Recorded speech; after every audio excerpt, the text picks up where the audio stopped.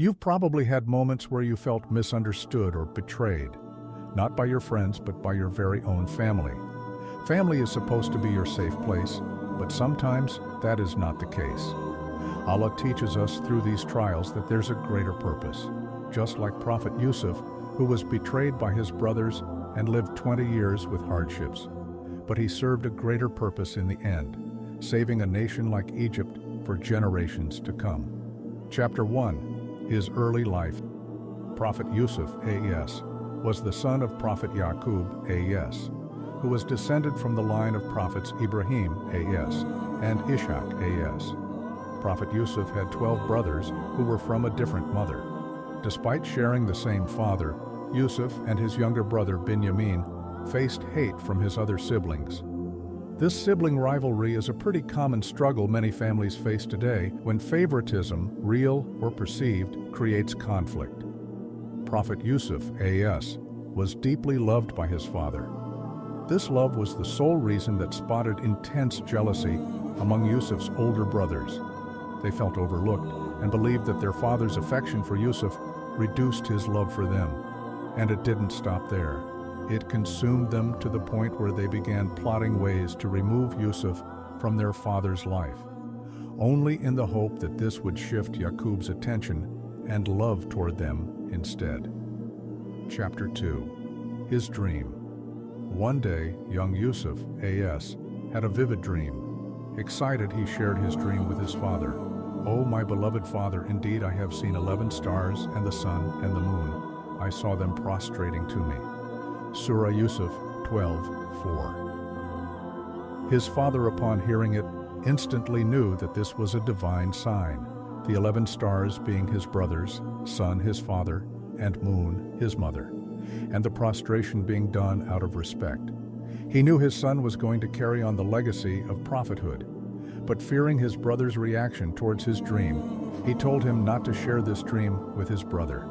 His brothers were already jealous of him when he had nothing, and him entering the prophethood could spike a new state of jealousy among them. Chapter 3.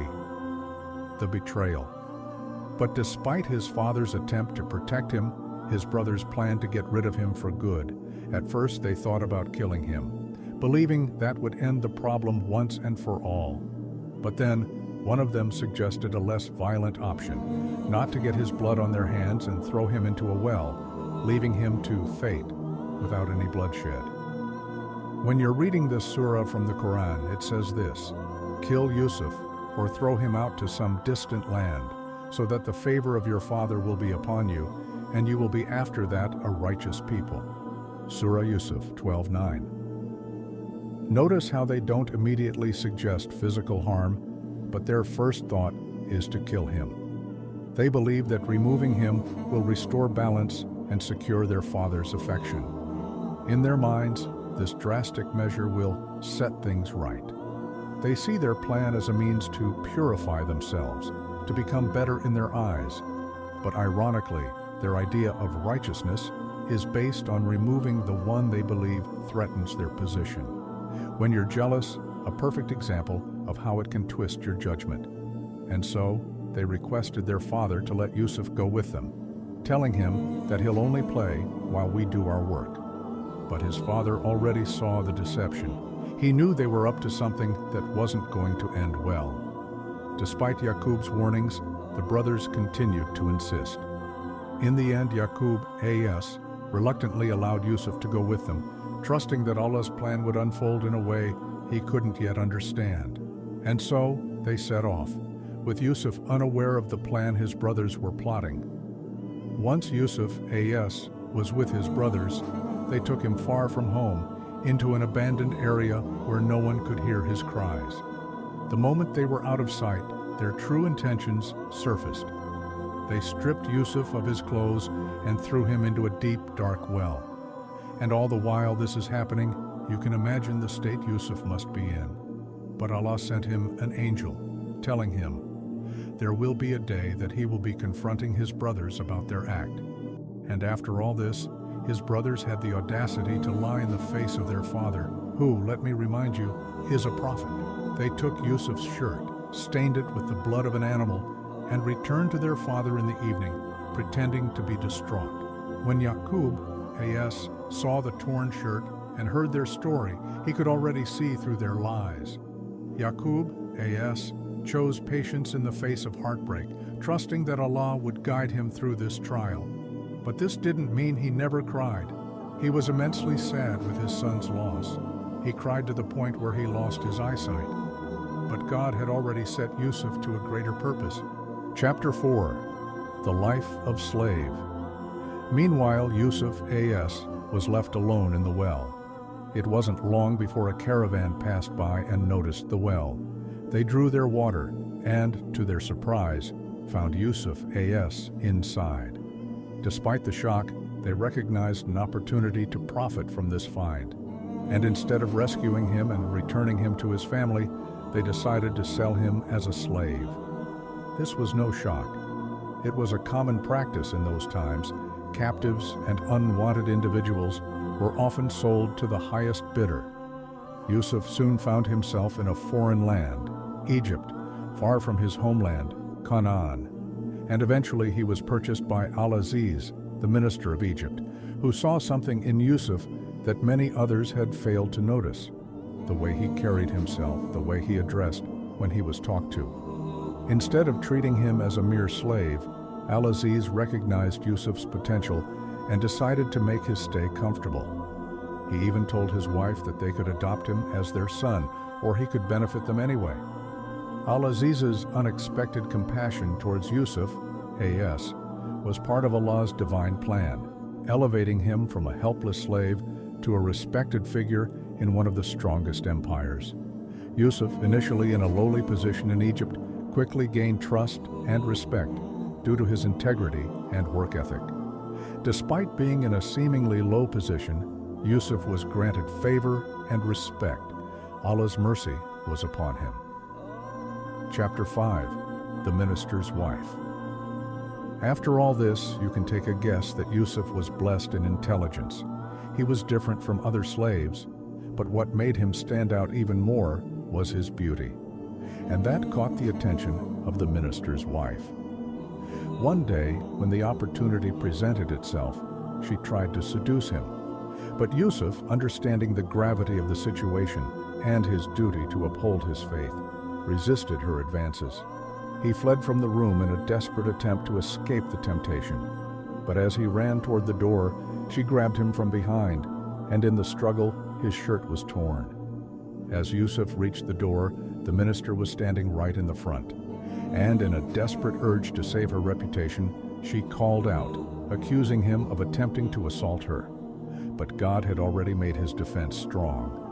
A member of her household, who was witnessing the incident, came forward with the key evidence.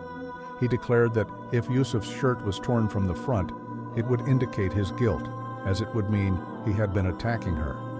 But if it was torn from the back, it would show that he was running away, proving his innocence.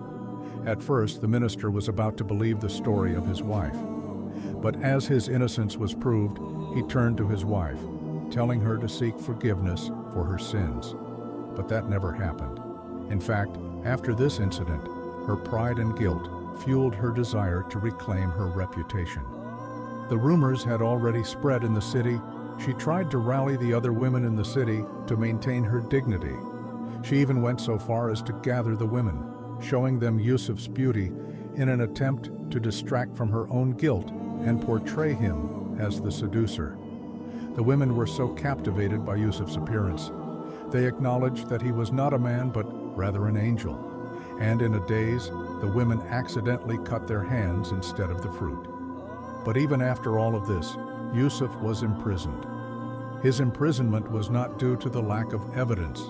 The complex social dynamics of the society of elites says it all.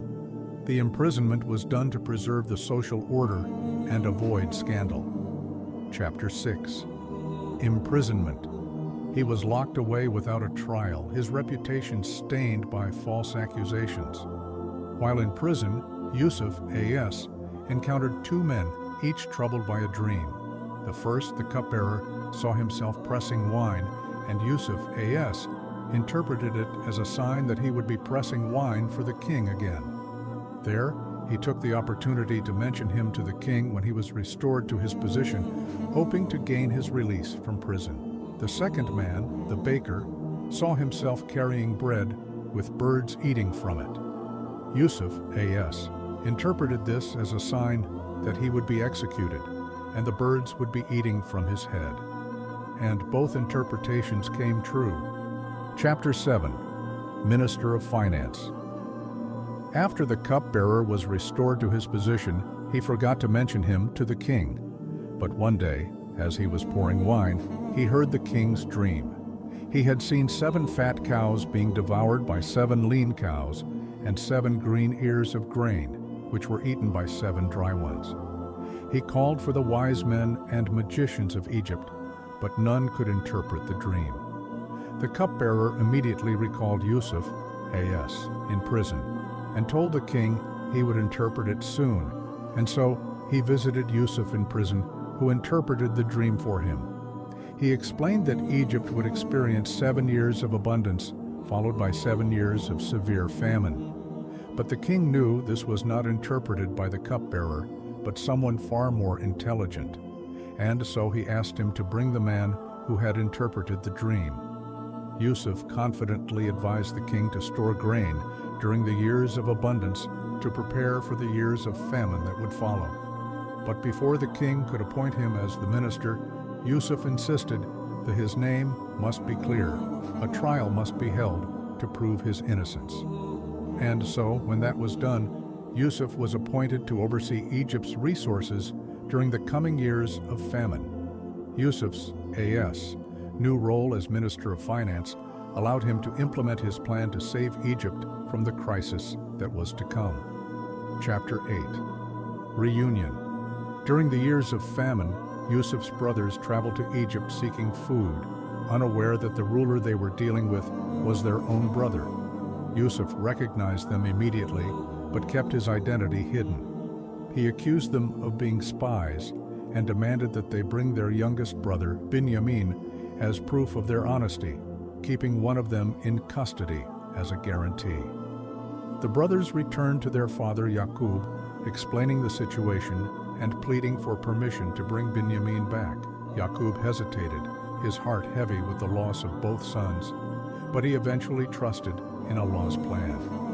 When the brothers returned with Binyamin, Yusuf revealed his true identity. The brothers were filled with regret, realizing that the boy they had betrayed was now a powerful ruler.